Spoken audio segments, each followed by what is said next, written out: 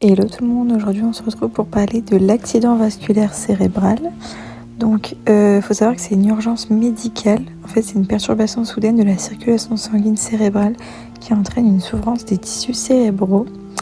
Donc d'abord on va parler des 3 types d'AVC. Tout d'abord il y a l'AVC ischémique dans 80 à 85% des cas. Pour les causes, donc ça peut être une obstruction d'une artère par un thrombus.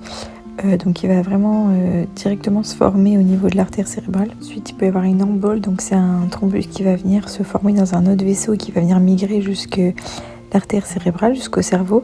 Ou alors une sténose, donc c'est un rétrécissement progressif d'une artère. Et donc ça va venir entraîner une diminution ou un arrêt du flux sanguin vers le cerveau, ce qui va provoquer une ischémie. Ça va venir priver d'oxygène et de nutriments les cellules cérébrales qui vont mourir en quelques minutes. Pour l'AVC hémorragique, dans le cas de 15 à 20%, donc la cause c'est la rupture d'un vaisseau sanguin qui provoque un saignement excessif dans le cerveau. Ça va entraîner une pression par le sang sur les cellules qui vont les détruire. Et donc ça va provoquer aussi une hypertension intracrânienne. L'AIT qui est un accident ischémique transitoire, en fait c'est un mini AVC. Mais contrairement à l'AVC, il n'y a pas de destruction permanente du tissu cérébral. Et les causes, en fait, c'est des petits caillots temporaires qui vont se dissolver rapidement. Ensuite, on va passer au signe clinique. Il faut bien retenir le mémotechnique vite, en fait. Donc V, ça correspond au visage paralysé. Le I, ça va être l'immobilisation d'un membre, impossibilité de bouger le membre.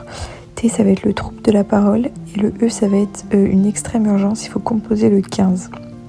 Retenez bien ce mémotechnique. Pour tout ce qui est traitement, donc pour l'AVC ischémique, en fait, l'objectif, ça va être de restaurer la circulation sanguine au plus vite. Donc il existe la thrombolyse en IV, donc on va injecter un traitement pour dissoudre le caillot, ou alors la thrombectomie, donc c'est une intervention qui consiste à retirer le caillot via un cathéter. Et après, il y aura des traitements mis en place, donc anti-agrégants plaquettaires et anticoagulants. Pour les AVC hémorragiques, en fait, ça va venir comme objectif de stopper l'hémorragie et de réduire la pression intracrânienne. Donc, ils vont mettre en place des antihypertenseurs pour éviter l'aggravation du saignement, une intervention chirurgicale pour retirer l'hématome et bien sûr contrôler le saignement. Pour l'AIT, en fait, l'objectif c'est de prévenir l'AVC. Donc, ils vont mettre en place des anti-agrégants plaquettaires, anticoagulants et bien sûr le contrôle des facteurs favorisants pour réduire le risque d'AVC. N'hésitez pas si vous souhaitez avoir des pathologies en particulier. Merci.